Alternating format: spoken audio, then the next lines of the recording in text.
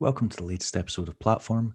Today's a little bit of a strange one because we are interviewing someone, but it's not a skater and it's someone who wants to keep their name anonymous. So we I don't really know where to go with this one. It's a strange episode. Basically, the owner of Words brand has been in touch through a mutual friend saying he wanted to do the podcast to talk more about the brand. Now, if you're not familiar with Words, it is a brand that was kind of announced, I guess, last year. And the name comes from, well, it might not come from, but the name is the name of an iconic mind game video, Words. And the font is very similar to the font that Mind Game used, and a lot of their imagery is very similar to Mind Game imagery. So obviously, loads of people got excited about this when it was launched because they thought it might have something to do with Shane Coburn and Dustin Latimer, the originators of Mind Game. It now transpires that that's not the case. It's actually someone else. And that drew a lot of criticism because a lot of people were like, well, this isn't your brand. This isn't your imagery. You've just taken it from a previous brand that was very influential and very popular. And I can understand why a lot of people would have issue with that because a lot of people were Mind Game fanatics and were very fond of the brand. And it kind of begs the question, well, if he can do it, what's stopping anyone else just looking back at blading history, sampling what they like and regurgitating it? But I've been in touch with a mutual friend, Sam Cooper, and he is vouching for the brand and the person that runs it.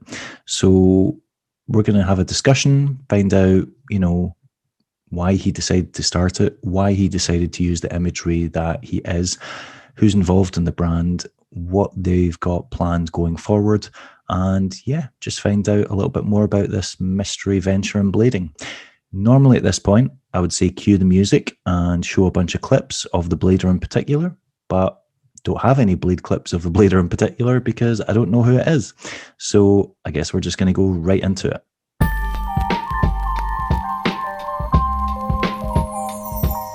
The platform.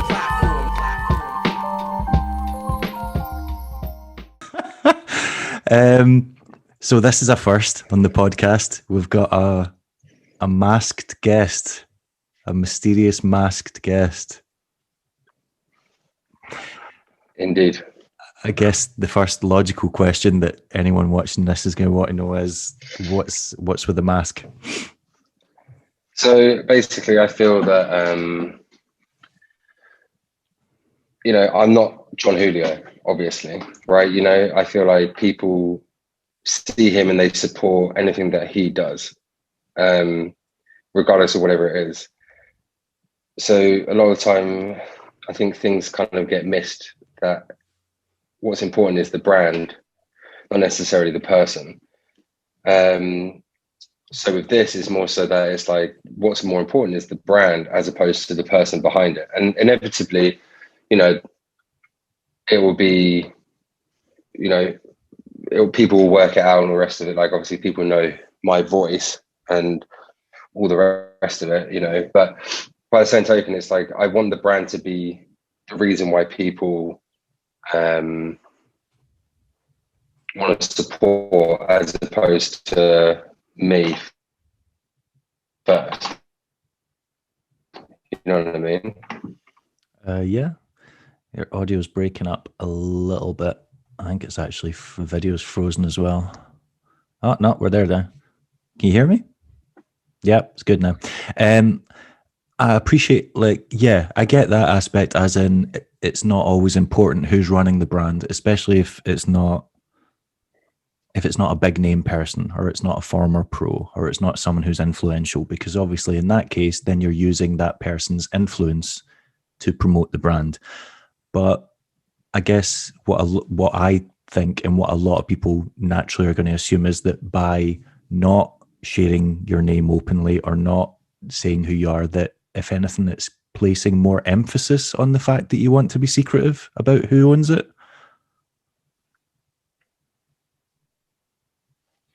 Yeah, no, I totally understand like that point of view for sure. And that was something that didn't necessarily occur to me until it was mentioned yesterday as well. you know, when we had like a quick little chat yesterday, and like,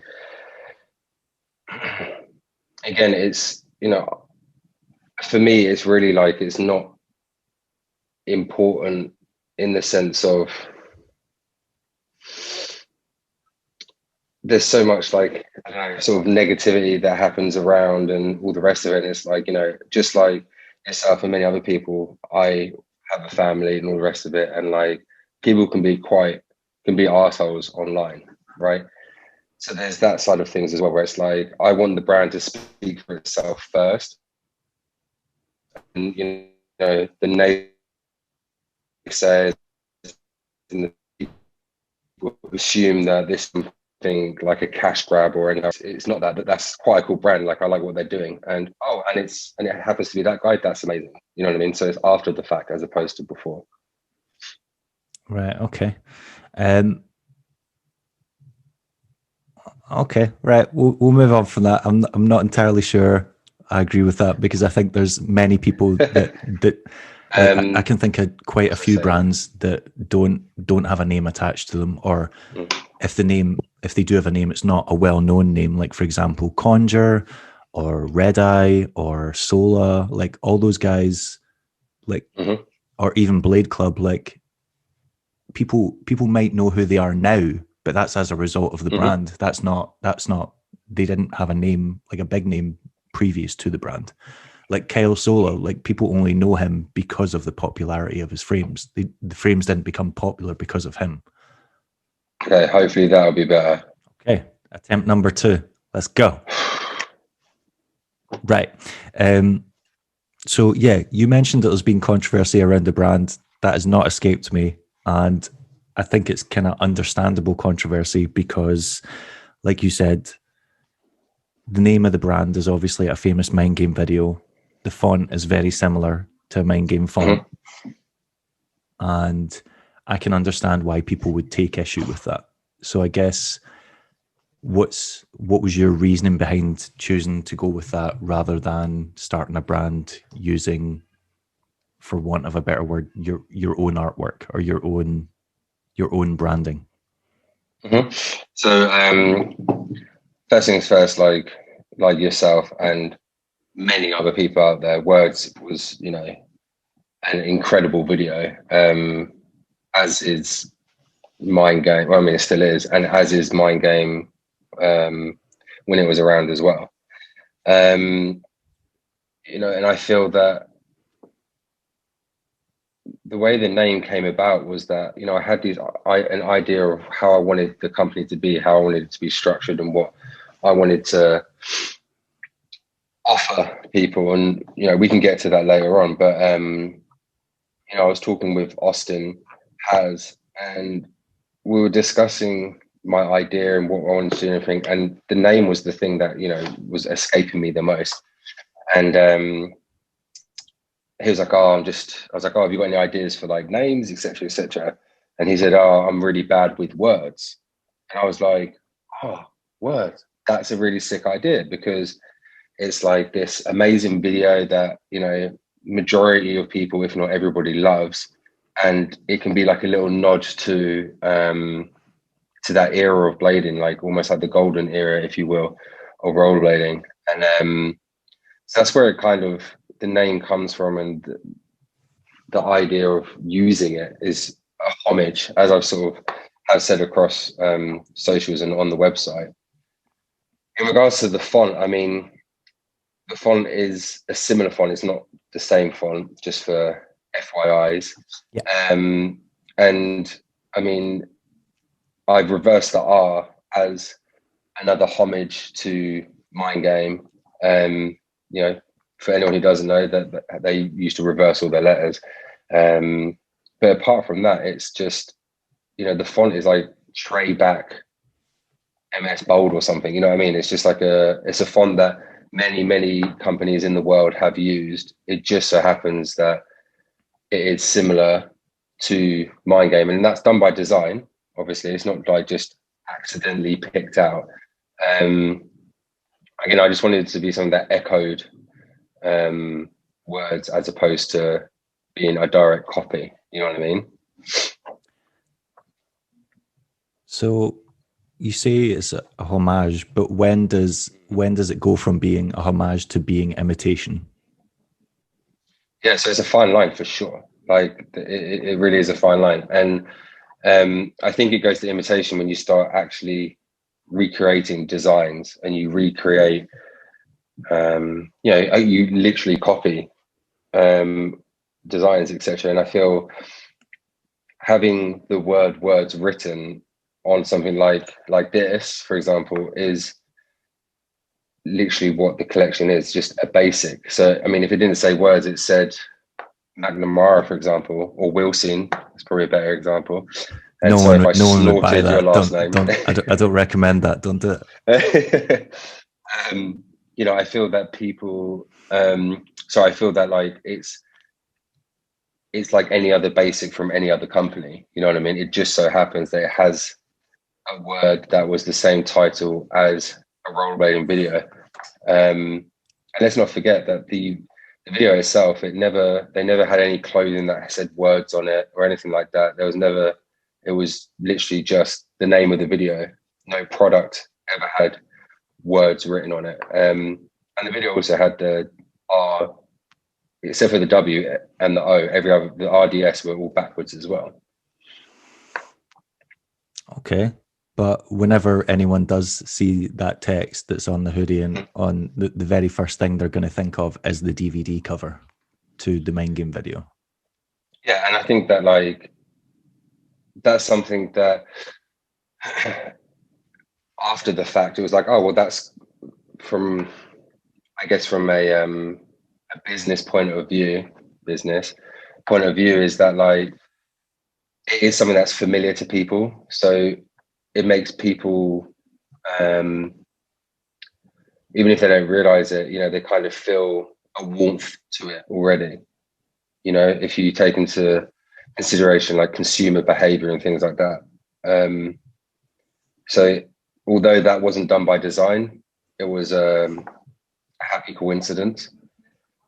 But again, it's not, you mentioned sort of, you asked me about when does it come from imitating to being, a homage. And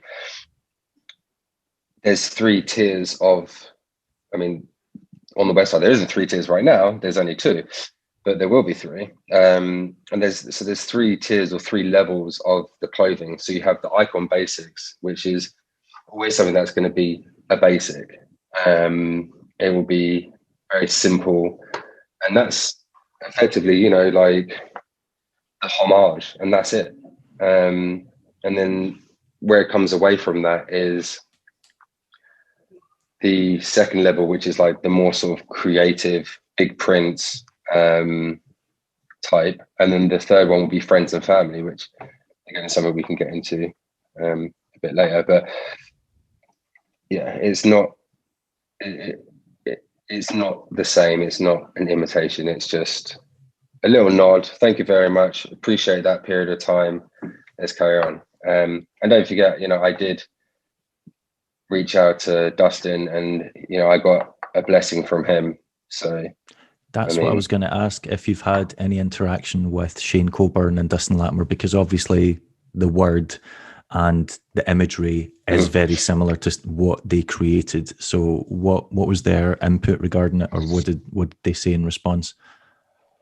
Well, with Shane,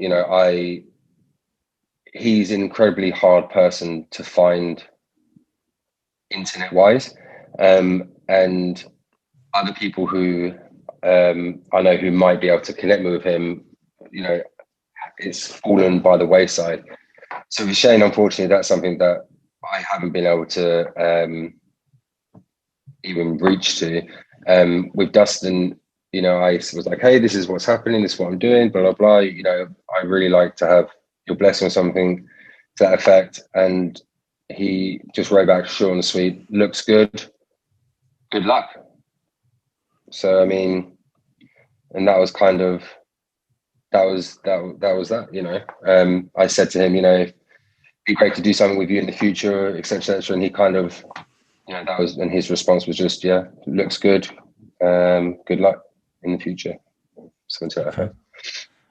I'll admit when I first saw it, and obviously there's been a lot of discussion about it on the internet, and if you look on, the various Facebook groups, when I first saw it, I didn't know what to make of it, and I'll admit I very much have a healthy amount of skepticism towards the brand, because when you do see something like that, and you have been skating for as long, like I think I've been skating for like 25 years,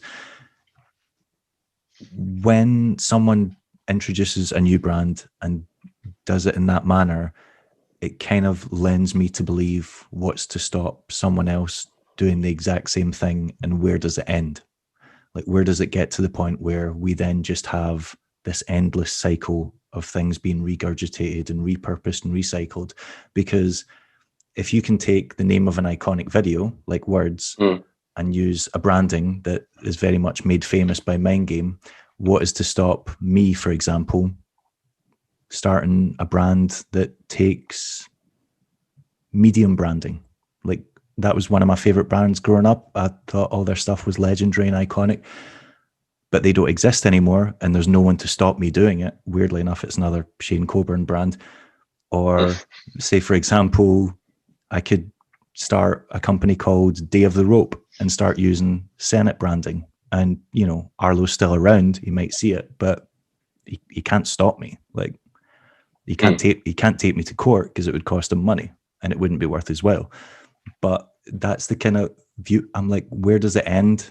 Because I appreciate that you're saying you're taking influence from it, but for the majority of people, they won't see it as homage or influence at all. They'll see it as carbon copying.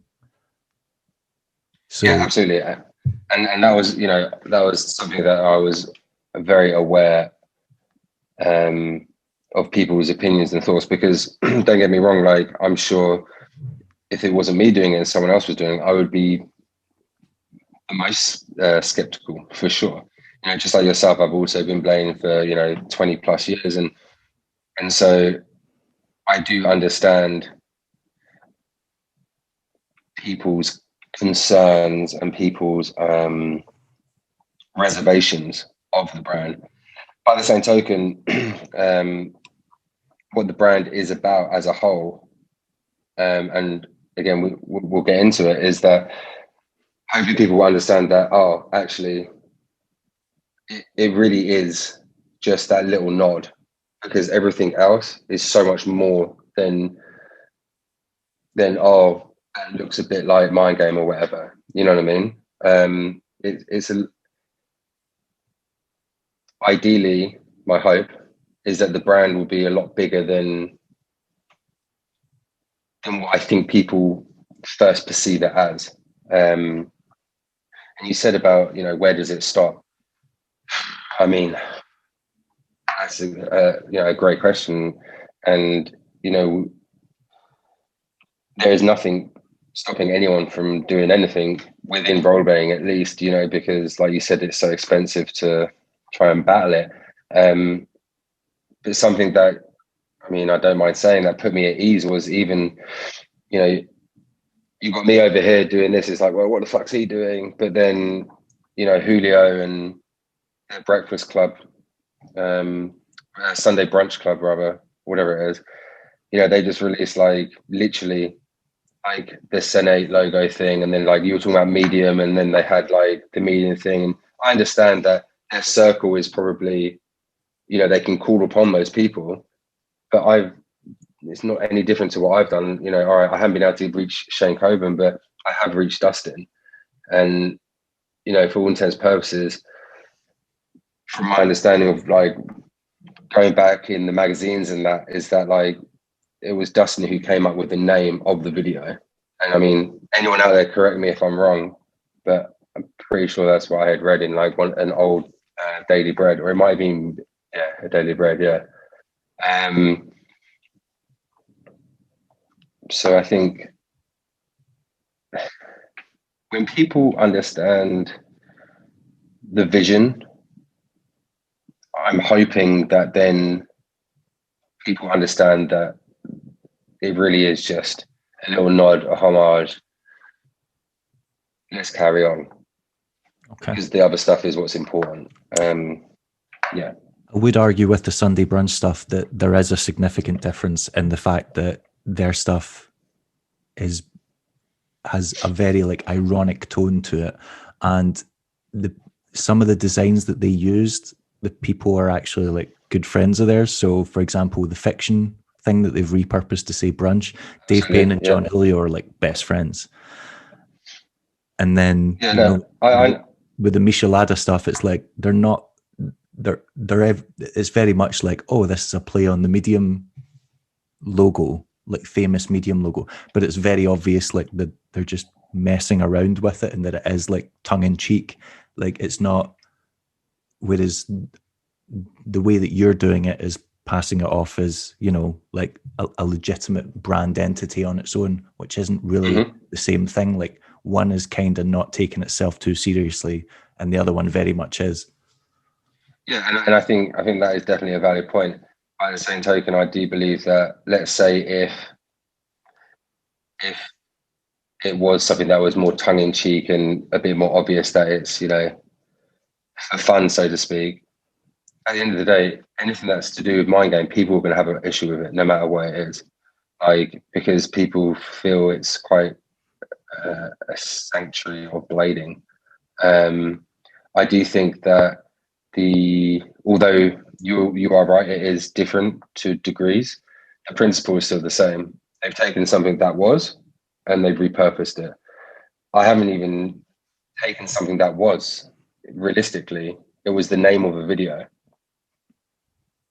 You know what I mean? Like, and again, I do feel that some of the people who are sitting on the fence, which is maybe not majority, but a big amount of people, I think after understanding what it's about and the vision of it, I think it lends one to feel more encompassed and more understanding of it, and kind of, you know, I don't know. I'm riding heavy on the fact that I get that I'm riding heavy on the fact that I have, like, you know, somewhat of a blessing from Dustin. And at the end of the day, like, if I didn't have that, then maybe, you know, there wouldn't be any point in carrying on, because you have to have something in your back pocket to be like, well, yes, what you're saying, but also this has been sort of, you know, blessed, so to speak. Again, I agree and understand where you're coming from, for sure. That you definitely speak for a lot of people as well, for sure. Okay, moving on from like the brand image, what was, when you mentioned that you've talked about this with Austin Paz and like brainstormed certain things, what is the idea behind the company? Like, why have you started it? Yeah, okay, so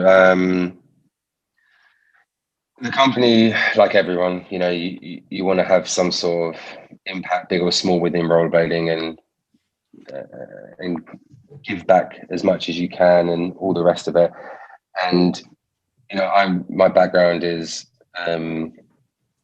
streetwear fashion, which I hate that phrase, but there's no other phrase for it. And so, and obviously, you know, like I said before, I've been rollerblading for, you know, 4 years. So there are two things I always thought would be cool to combine, taking like the best parts of both and then putting them forward. So that was the initial thing. You know, I knew I wanted to do something.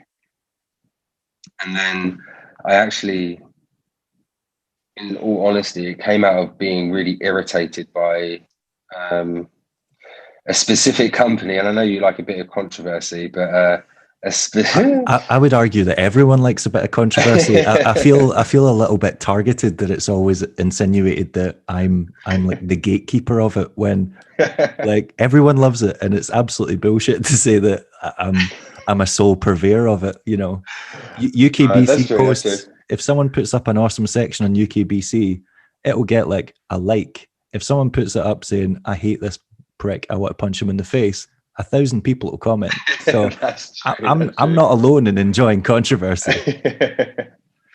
That's true. But I think, you know, one thing that I do like a lot about you is that you're not afraid to ask the questions, right?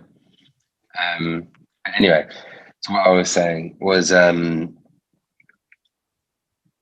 there's a brand in specific that the way that they did their royalties just really, really got on the wrong side of me, and it just really irritated me a fucking lot.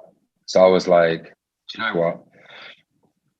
Let me, as I've said, like on the social, let me take a leaf out of Julio's book and do something similar in regards to royalties, like him, like how sort of similar a little bit to how Jake did with Go Project, but apply that with clothing, right? So that's like the second part of it, and the third part is, I mentioned before about streetwear and kind of trying to combine the two or whatever. There's lots of people, let's say like Adidas, for example, they do a collection with Pharrell Williams, right? And it's like, that's really, really cool. People can buy a range of different pieces and they can support, let's say, their favorite artist, which is Pharrell Williams, right? So if you apply that to rollerblading, like I think, and from, speaking to a few people and, about this anyway, and etc. And I do think that no one has ever really done a full collection before. So I don't mean like two t-shirts and a hoodie. I mean like a full thing that people can pick and choose, let's say like 11 different items from, you know what I mean? So it's trying to bring that into it and give the opportunity of that person to make a high royalty that's more than they even get for their own pro skate or their wheel or their frame or whatever it is. You know what I mean?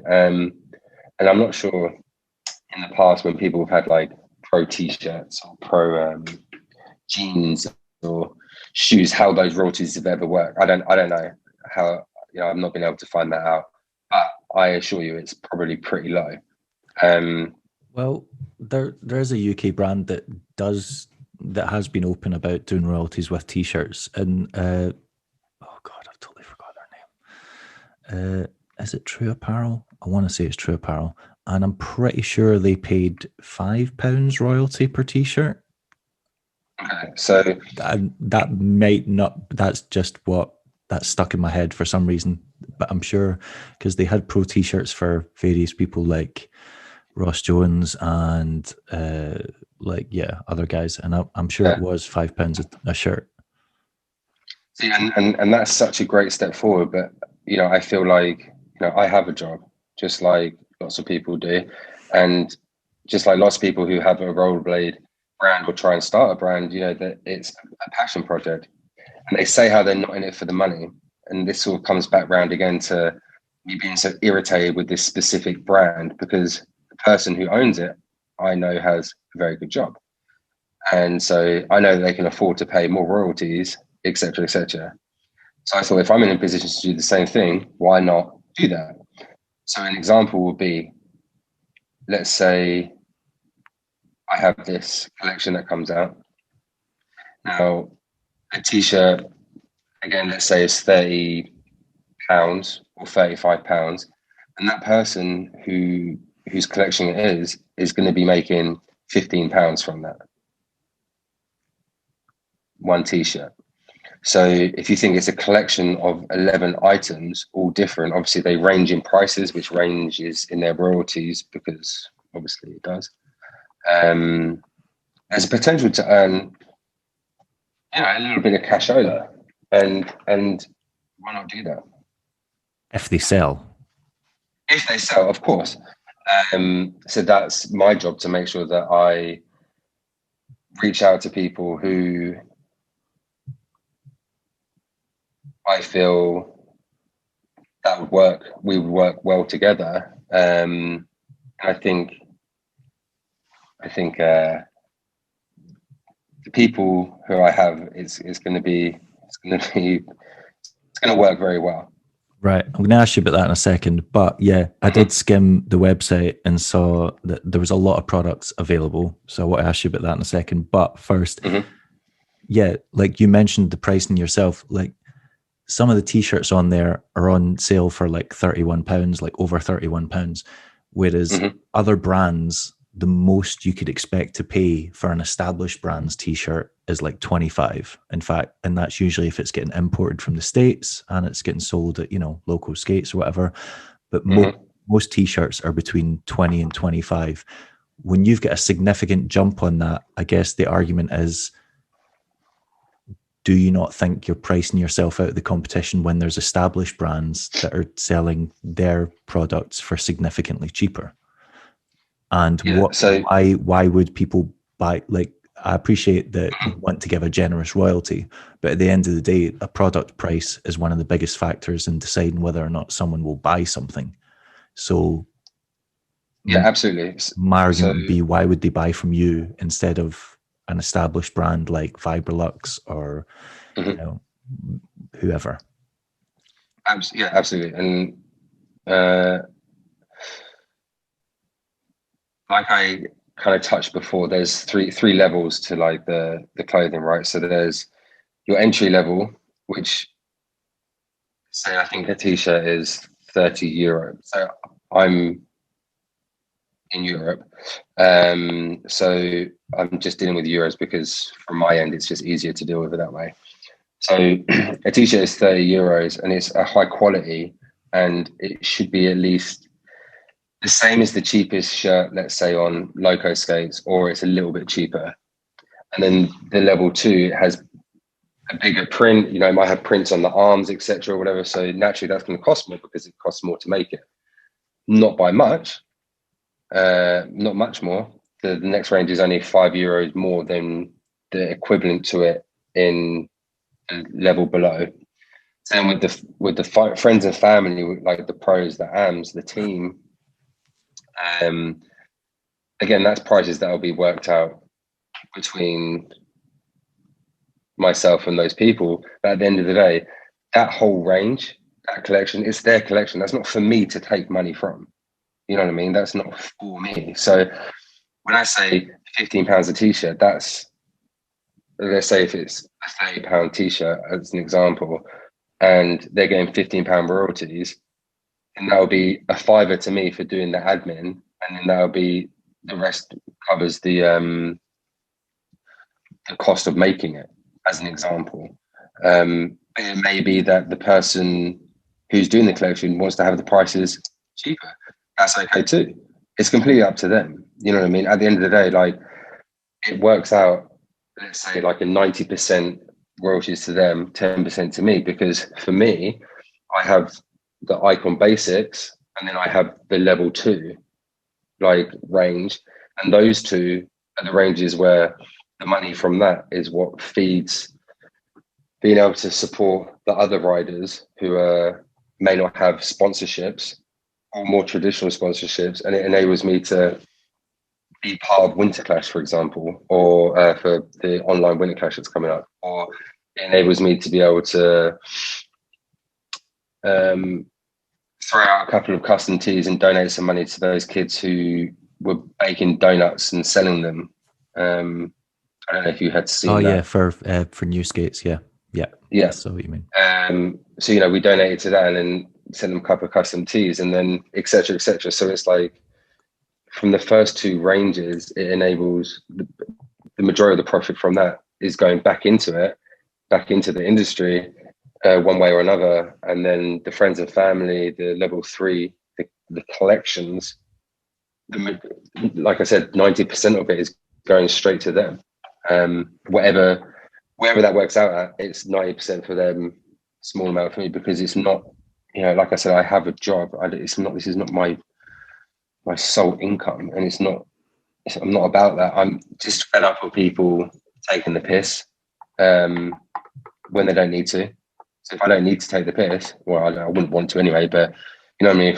If I'm in a position where I'm able to give back, and I'm in the position of being able to give a higher royalty than, say, a wheel company, whoever that wheel company is, then I'm going to do that. Do you know what I mean?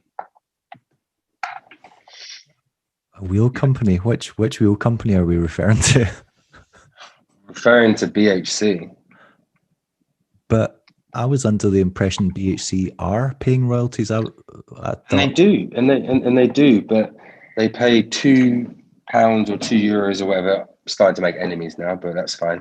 £2 or €2 or whatever the currency is that is used to the every wheel that gets bought. So let's say it's a Burston, a Nils, a Elliott, whatever. But then unless you use their code, they don't get the full £5. but then their argument could be that by using the code, it's showing that the skater's influence is what has resulted in the sale. And yes, you're correct. By the same token, I think that if you're able to pay someone £5, let's say, in royalties, then pay them £5 in royalties. Like, I think that, like, I get that you want to be able to track, what we were selling better than the other, etc. But there are other ways that you can track that instead of expecting your pro riders who you've handpicked out of the masses to ride for your team. I think it's a bit rude to say, yeah, now here's, like, unless you don't, if you don't promote this discount code, then you're not going to get the full royalty. You only get a bit of it. For me, that just irks me quite a lot. I would argue that in BHC's defense, I don't know if it's entirely taking the piss as it's experimenting, because it's a new formula that they've devised. So I guess they're just wanting to see if it works or not. I wouldn't say it's necessarily taking advantage of the skater as opposed to just seeing if that particular method of marketing works. Yeah, and of course it is important to try different things. I just think there's definitely people who have only realized after the fact that if they use this code, then their rider of choice is going to get that extra £3. And I think that's potential missed royalties that is unfair. And I think that if you, like I said before, if you're able to pay X amount, then you should pay that X amount. And I think that there's other ways of tracking. I think it just for me and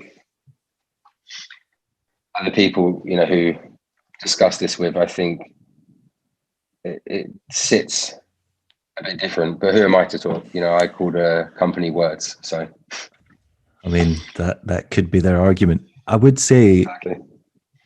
Knowing what other brands or some other brands given royalties, even if BHC did only, I'm sure it's more than £2. I'm sure it's even if it's like £2 something.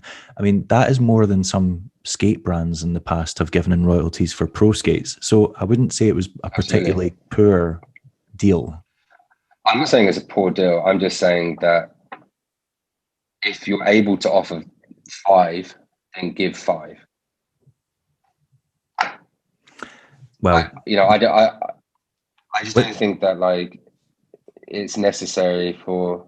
Again, this is just my opinion, but it's, I think that if you've handpicked someone to be on your team and you've given them the opportunity of having a product with their name on it and a design of their choosing, I feel that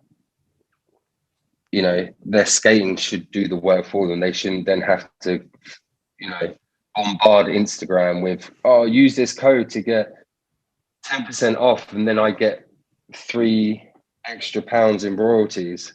Like, it would work if they were already getting like a bigger amount, and then it's like, oh shit, it's like a bonus. But if you're able to afford to do it, then just do it. Why? And maybe I just don't understand. Maybe it's just I don't understand it well enough. Again, I'm in a situation where people don't necessarily understand words well enough right now, right? So you can argue that there's parallels there. But again, that's just my opinion. Okay. I do think there are a lot of elements that need to be considered, with that as well, because, there's packaging, Absolutely. There's shipping, there's import tax. And you also have to accept the fact that the majority of the wheels that they do actually buy and produce, they don't sell. The majority of them are given away for free two team riders who get a certain amount. And then you also have to factor in the fact that there will be returns. There'll inevitably be returns. People will break certain products, as all products happen, and you have to account for that as well. So I don't. Absolutely. I feel as if you're simplifying it a lot more than is actually the case in reality. And yeah, I completely agree in the fact that you do have to take into account X, Y, and Z. By the same token, I do feel like standing firm that understanding the cost of wheels and understanding the cost of packaging and import tax and VAT and all of that other madness, I feel that there is a bit more wiggle room there. Okay. You mentioned these royalties to skaters, and you've mentioned Austin Paz, but who else is going to be associated with the brand? Who else will be in line to potentially receive these royalties if the products do sell? Absolutely. So currently we have, I'm just getting it up. We have 8 people who are part of friends and family. I'm speaking to someone tomorrow, 2 people to 3 people tomorrow. So it's a mixture of guys and girls. And I think that we call it friends and family because it's each season, I guess, it's going to be a different person who has a collection. So there'll be 4 collections this year. And then there will be, 4 collections this year and 4 or 5 capsules. The capsules will just be a smaller version of the collection, right? So to put it into a bit more of a common, friendly sort of blading terminology, your pros are going to have the collection and your AMs are going to have the capsules. Your pros and your AMs make the exact same royalties. So again, for to make it easy, 90% to that person, 10% to the brand, right? So everyone has the opportunity of being able to flex their creative muscle, so to speak. The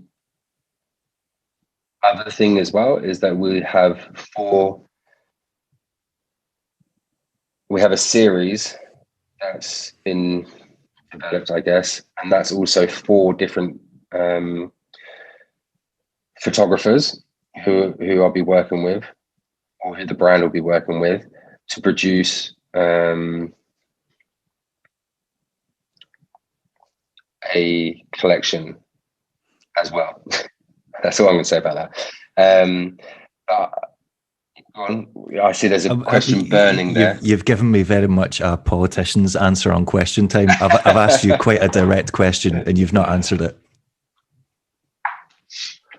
Eugen Enin is the first person to have a collection. Right. More names. Yeah. The second person is Dominic Bruce. The third person is CJ Wellsmore, and the 4th person is John Bolino. Okay. The other people who are a part of Friends of Family, 3 UK heads, Andy Sparrow, right, Eugen Enin, Michael Brooks. For females, the only confirmed person currently is Patricia Najda. I hope I didn't say your last name wrong, Patricia. The girl who won Winter Clash. She came 3rd. Did she? Oh God, I can't remember. Oh, maybe she did. My memory's terrible. I'm talking with. Oh no, that was it. She was Polish champion, and she came 3rd. Polish in champion. Clash. That's right. Yeah. She's on board. Kay Lunds, I'm talking to tomorrow morning.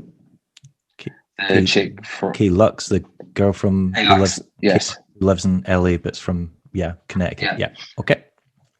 And the last person I'm trying to sorry, not the last person. The other person that I'm going to be talking to is the chick who came second at Winter Clash, the French girl,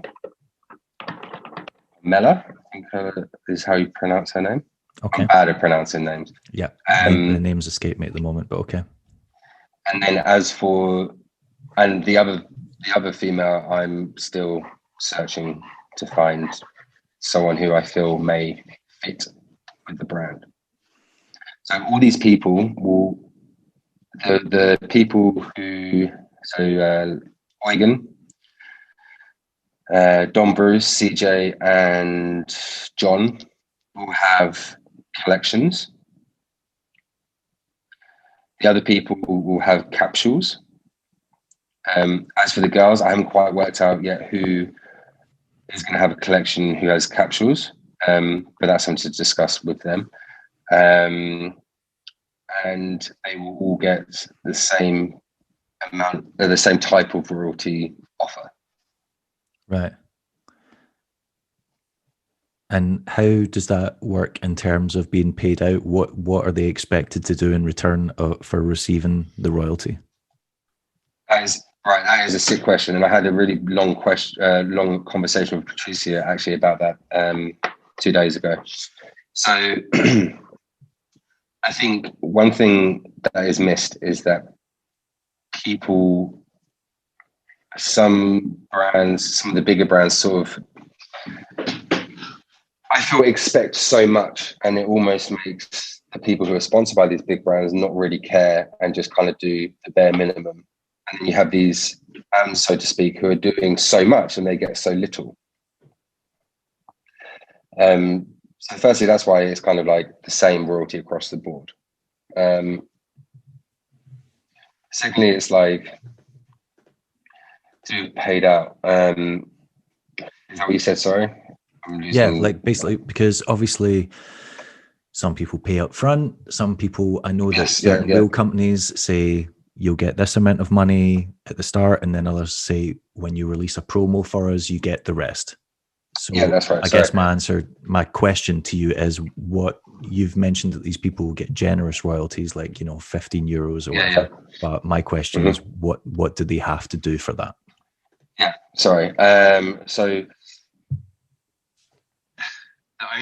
it's one of those, because I see the value in all of these people, whether they're someone who's in the spotlight or someone who is more local, you know, around the local area and that. These people, you know, if they're down with the brand, they're down with the brand, and they'll at us, or they'll film this clip or whatever and chuck it to me or whatever. Like, at the end of the day, like, if you want your collection, your capsule to sell, then a 1-minute edit on Instagram is basically the only thing that I ask. That seems kind of seems like not much, and I would say that that's kind of from an alarming perspective from a company owner, because if I ran a company and sponsored someone, I wouldn't expect the world from them, but I would expect more than that. Well, the thing is, again, is I've approached these people, right? I've seen the value that they have. I feel that some of these people, not all of them, but some of these people have been let down by sponsors in the past, or they haven't quite had the opportunity that they were promised, or it's just passed them by like ever so slightly. And it's like, why not just do something nice for a fucking change? Why not? If, again, like I said, if I'm in the position of being able to do that, then why not just do that?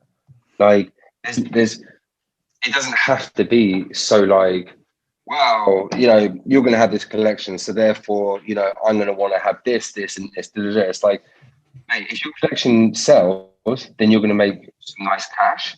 And if it doesn't sell, then, oh well, like, you know, no harm, no foul at the end of the day. That was going to be my follow-up question. If you create these capsules and the 1-minute Instagram edit isn't enough, What's to prevent you being stuck with a lot of stock that you can't shift? So this is how the brand is able to do all these collections and capsules and all this, like, what seems quite extravagant and impossible things, unless you have about $1 gazillion sitting in your bank. We run doing print on demand. Okay. So when you place your order, that's when it gets made. Right. So we're not sitting on stock. No one's sitting on any stock. Obviously, we pay for samples and all the rest of it. You know, that there's cost in that. I'm not sitting on like 50 hats and thinking, shit, I can't sell any of these. No one likes them. I've just fucked myself. So it puts us in a good position of being very low risk. And because of this is another reason why I'm able to offer such a higher royalty. Okay. Because I'm not sitting on any stock. I'm not worried about if something's going to sell or not. I don't have that stress or anything. You know, I have plenty of other things to stress about. I don't need to be stressing about whether a t-shirt is selling or not, and if I'm going to, or a sweater or whatever it may be. You know what I mean? Like, if I don't, it takes away the stress. It takes away a big risk factor. Right.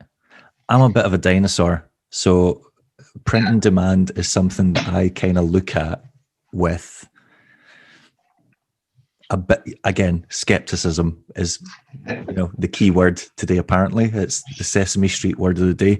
Whenever I hear someone say print on demand, I just imagine a scenario where I go into a clothes shop and say, oh, I like that hoodie. And they go, cool, you can wait like 2 to 3 weeks. And I'm like, yeah, but I'm paying for it now. And they're like, yeah, but we don't have it now. And I'm like, then what's the point in me being here? Mm-hmm. Yeah. So I guess with print and demand, when I hear, I know of very few companies that do it personally. More companies probably do it, and I'm not aware of it. But in my mind, a clothing company has stock, and when you order for them, you're buying from their stock. So I guess, yeah, I don't really know what to, and I think a lot of people are in that position because it seems like it's a relatively new concept. Yeah, and it's something that, like, I'm definitely completely open about. I'm not trying to hide the fact that it's print on demand or anything like that. It was new to me. I think I found it by accident. Searching the internet for X, Y, and Z, and then it sort of was there on my lap.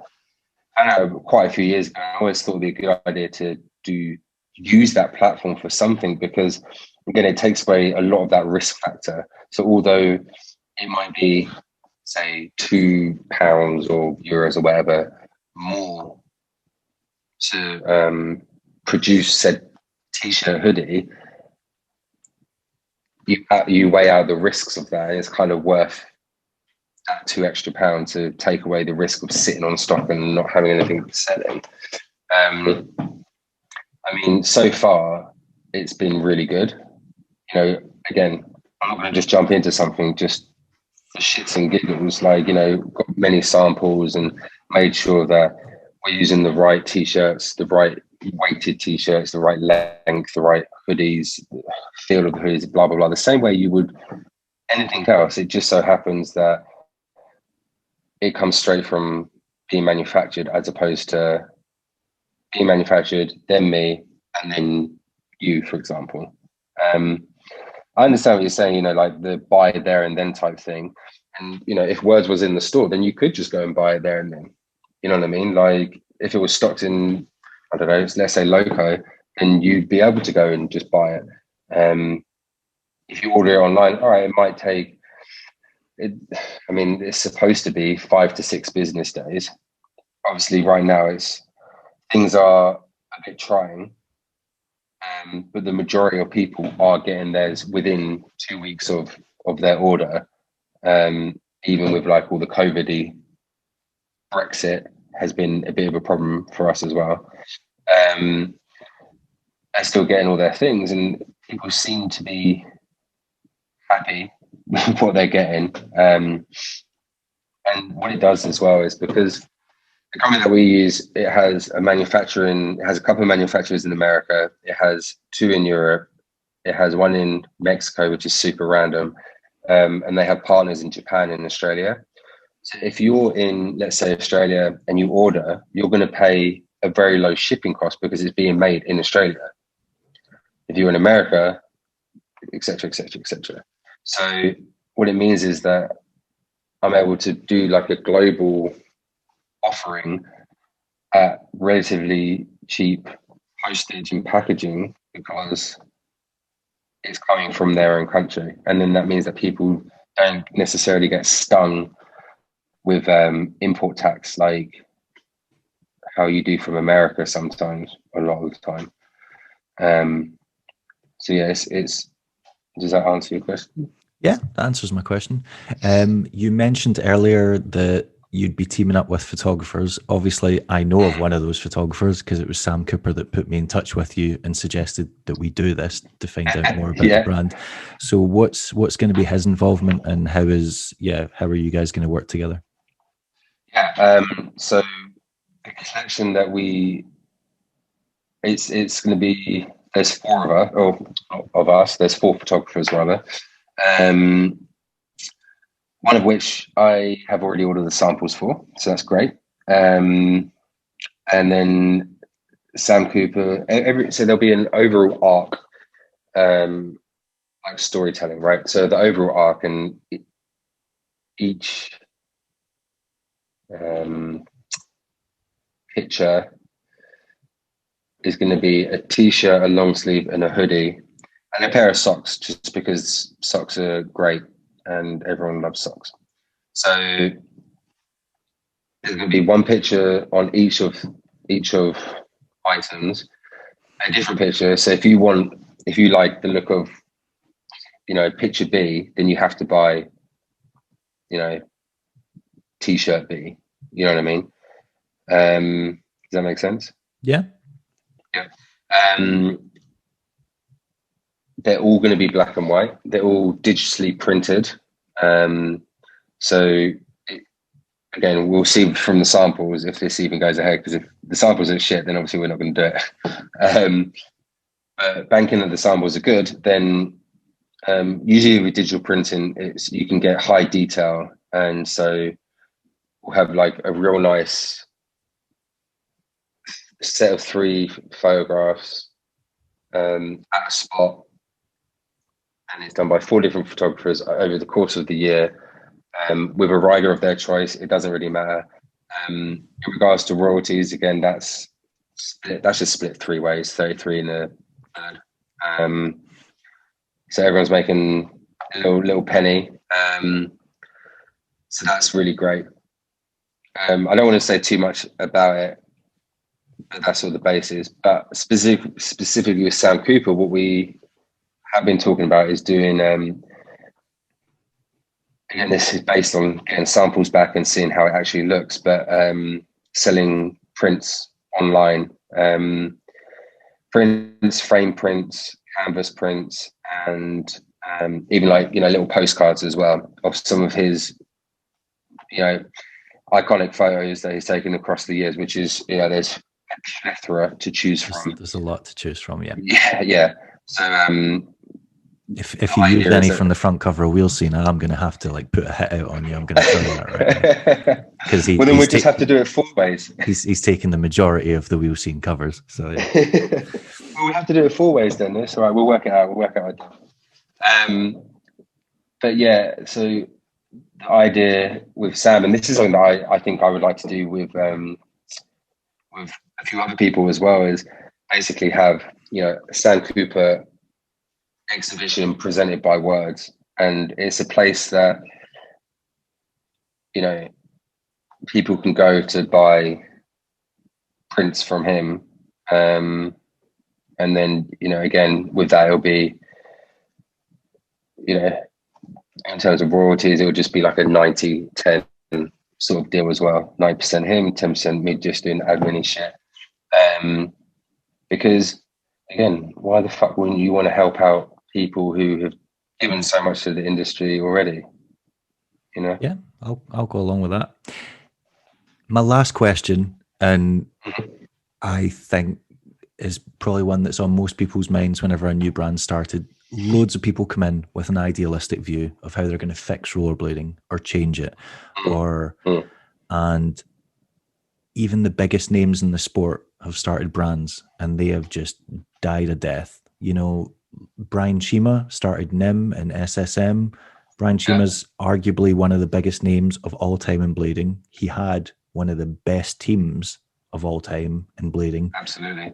And it went nowhere. Like, he never ended up being able to really pay his riders much in the way of royalties for a pro skate. Mm-hmm. You know, Montre ended up leaving because he couldn't survive off it. And he essentially almost retired an entire team of skaters, one of which you're now proposing to sponsor. So I guess my argument is, if Brian Shima can't make it work and he can, you know, establish a team like that that can't make it work, what's to say you can? Question of all questions, huh? That's the most pertinent question of all. Like, and I agree. I think, you know, there's definitely an issue with a lot of brands that come and go very quickly. I think the rollerblading community as a whole actually does like to invest their time and some money into being brand loyal, or being loyal to a person at least. You know, take Julio with Valo and then to them. Although them skates is actually quite a good skate, it turns out, which is Julio is an anomaly in that there's a lot of factors going on there. One is Julio's been in the sport for like 30 years. So of course people don't want to lose him because he's the last guard of his generation. And Julio's also got a lot of brand experience, so he knows what he's doing in terms of creating hype and marketing for a company. And he's also got the team behind him. And Julio also did the rare thing where he basically crowdfunded a company. He didn't really start the company with his own money. He started it with the community's money because they believed in him, and that belief was warranted because it's paid off. He has created a good product. So absolutely, and you know, and I feel that utilizing everything that I have done in the past to this point, you know, with my experience, which stems from you know, studying marketing and photography, having those as degrees, having worked in field of photography, marketing, some advertising, and then, you know, down to my role running, being the brand and business manager for a company. You know, I'm implementing all of that knowledge. Again, like you said, like we both said, how we've skated for so long. It's like we've seen what's worked and what hasn't worked. And I'm fortunate enough that there are people who I can ask why that didn't work and get the real inside scoop, so to speak, and which helps me to not make those same unnecessary mistakes, but to make a different choice, at the crossroad. I feel that in regards to team, it's like, you know, I have four heavy hitters that I think, you know, with those people being on board and understanding the vision as well, it's like it helps other people to be, well, if this person's into it, then maybe it is cool, or maybe it is this, or maybe what, you know, he's saying is true. Because why would they bother putting, you know, their reputation on the line for a company that just come out of nowhere? Cool words. You know, everything is quite strategically done. You know, my release schedule for the year is very finite, very logically consumer behavior based.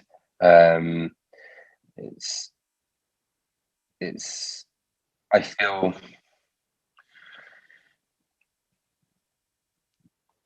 that it won't fail. That's what I feel. Okay. It's kind of hard to say that because I know people like can confuse confidence with being arrogant. Yeah. Yeah. Absolutely. And I really,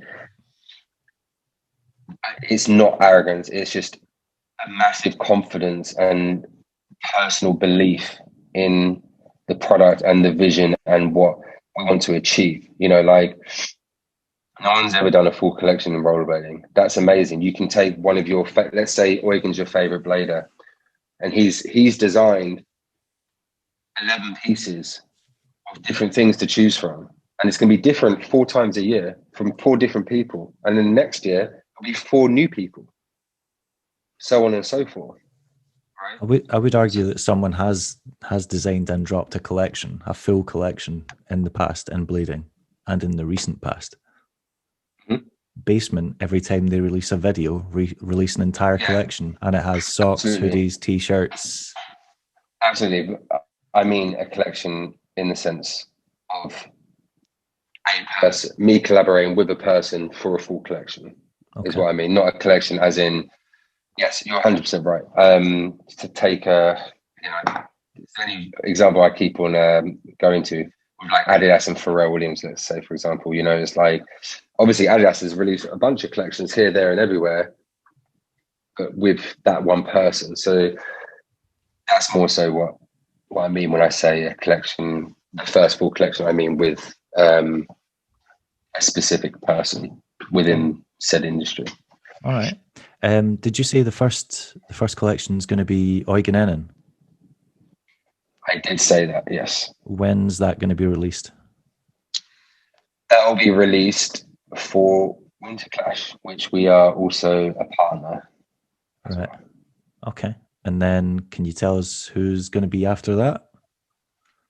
After that will be Dominic Bruce. And then after that, I'm still talking to CJ and John to decide which way it works. Right. Okay. Yeah. I am talking to Megan from Bladies. Again, if I'm in a position to be able to do something, why not do it, right? So I want to have a full female line, sport, like as in like sports bras and things like that. You know, shirts that are specifically cut for the female form. Not every girl wants to wear some baggy unisex t-shirt. You know what I mean? Like lots of girls want to maintain their own particular style without having to, lack of better words, look like a boy. You know what I mean? So I'm talking with her tomorrow, Thursday. Yeah, Thursday. To discuss where we're going from there. I'd really love to do a collaboration with her to launch that range. If not, that's not an issue. We're still going to do it because I think it's important to be able to have those options. Some people do give the option. Head on Skate have some vests and some t-shirts, and I think Rollerbender just released China. We're still yeah. Wirestall. I don't know. That's right. That's just how I've always pronounced it. Yeah. You know, I think it was a couple of t-shirts, a hoodie, and sweatpants. You know, we want to go the next step, and like I said, sports bras, leggings, even down to like skirts and things like that. Because I think it's important. It's a whole part of our industry that has definitely been missed in the past, and obviously some people and some companies have tried to evolve their brands and their companies, but I mean, I'm in the position that with using dropshipping, I'm able to do this. So why not just go ahead and do it and give an offering to females that may not have had the offering before? All right. I've interrogated you for an hour and a half. I've got no other questions to ask. Unless you've got anything else you want to say before we wrap this up. I mean, thank you for this, firstly. Appreciate it. Don't thank me. People might watch the video and crucify you. I don't know how this is going to go. Hopefully people will sort of understand the vision, and if anyone has any more questions, just message word to the brand on Instagram, because we're very active on there and very about being transparent and letting people know what's going on. Otherwise, thank you to everyone out there who has supported us so far. We've had a really successful launch, and this past month or so has been pretty nice and pretty overwhelming responses from people. It's been very, very small negativity. Lots of people sit on the fence naturally, and I would be one of those people without a doubt. I completely understand that, but I'm hoping with this it will help to ease that a little bit. And if you have a question, just ask. We're always here ready to answer. Okay. So basically. Well, wish you the best of luck, and thanks for taking the time to do it today. Appreciate it. Thanks, mate. Take it easy.